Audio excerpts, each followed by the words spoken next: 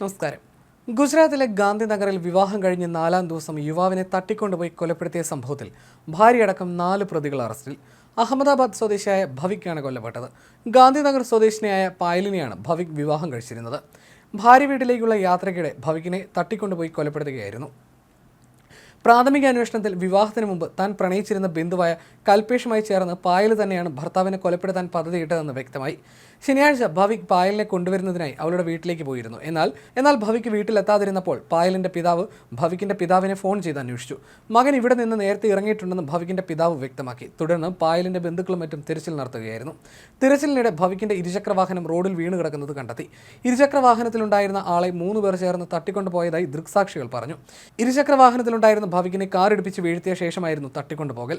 തുടർന്ന് പായലിന്റെ പിതാവും മറ്റു ബന്ധുക്കളും പോലീസിനെ സമീപിക്കുകയായിരുന്നു. വിവാഹം കഴിഞ്ഞ് 4-ാം ദിവസമുള്ള തട്ടിക്കൊണ്ടുപോകൽ പോലീസിന് സംശയമുണ്ടാക്കി. പോലീസ് പായലിനെ ചോദ്യം ചെയ്തു. ഇതോടെ തട്ടിക്കൊണ്ടുപോകലും കൊലപാതകവും വെളിച്ചത്ത് വന്നു. പായൽ നൽകിയ വിവരത്തിന്റെ അടിസ്ഥാനത്തിൽ പോലീസ് 3 പ്രതികളെയും പിടികൂടി ചോദ്യം ചെയ്തു. പായലിന്റെ കാമുകൻ കൽപേഷും മറ്റു 2 പേരും ചേർന്നാണ് കൃത്യം നടത്തിയത്. ഭവിക്കിനെ കാറിൽ കയറ്റി കൊണ്ടുപോയ ശേഷം കഴുത്ത് ഞെരിച്ച് കൊലപ്പെടുത്തുകയായിരുന്നുവെന്ന് കൽപേഷ് പോലീസിനോട് പറഞ്ഞു. മൃതദേഹം അടുത്തുള്ള നർമ്മദ കനാലിൽ തള്ളിയതായും പ്രതികൾ മൊഴി നൽകി.